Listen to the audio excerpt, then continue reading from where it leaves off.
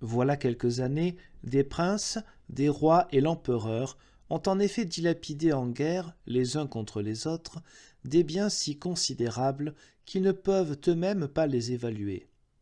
Si leur pauvre peuple avait dû réclamer que ne lui soit attribuée que la centième partie de ces mêmes biens, ces princes, rois et empereurs seraient devenus fous. Mais les jugements de Dieu sont que, si ces princes, rois et empereurs extorquent à leurs pauvres si impitoyablement des biens aussi inavouables, c'est tout aussi contraire à la volonté de Dieu. Il ordonne en effet que de si grands maux doivent entraîner en retour des plaies, tout comme si Dieu disait « Vous ne voulez pas avoir entre vous la paix et la grâce à cause de votre amour des biens, du luxe et des honneurs temporels. Aussi dois-je vous rendre pauvres, rabougris, affligés et blâmés par tous les sages et les intelligents, et faire connaître à l'avenir vos noms et vos actes d'une manière telle que tous les humains voient quelles têtes insensées vous avez été. Et ce que vous avez extorqué aux pauvres par des commandements impitoyables doit de rechef vous être impitoyablement retiré.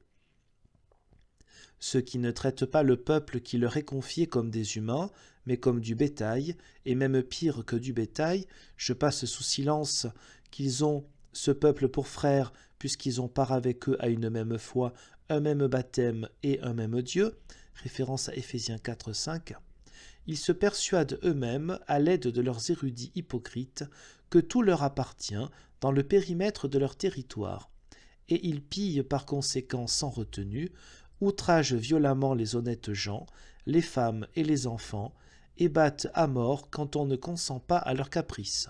Regarde ce beau peuple d'impies, avec des demandes insensées, pour que leur revienne le bien de leur pauvre peuple, ils le mettent quotidiennement en coupe, lui qui met si fidèlement à leur disposition son âme, son honneur, son corps et ses biens, et s'écrie constamment « Ô le bon prince !»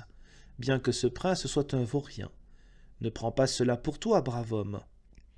Bien qu'ils doivent être des préservateurs, des protecteurs et des défenseurs, ils ne sont rien devenus d'autre que des exploiteurs, des filous et des oppresseurs. Et ils sont en somme si méchamment pervertis et mis en fureur par tant d'innombrables vices qu'on voit bel et bien à leur aspect qu'ils sont véritablement impies. Oui, la raison pour laquelle ces princes sans Dieu ne doivent pas mésuser de leur pouvoir est que Dieu leur a enjoint d'être obéissants.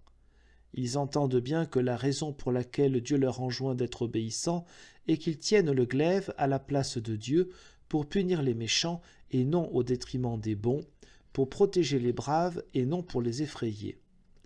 On n'est également pas obligé de satisfaire tous leurs caprices, mais de leur rétrocéder passablement de nourriture qu'ils consomment pour notre bien, de même qu'il leur incombe de servir la justice. Ô Dieu, donne à ton pauvre peuple de bons bergers et prédicateurs de la parole de Dieu, pour qu'à son écoute, les princes et leur peuple apprennent ta volonté, de sorte que la vie belliqueuse, non fraternelle, prenne fin, afin que ton nom soit sanctifié et loué dans le monde entier.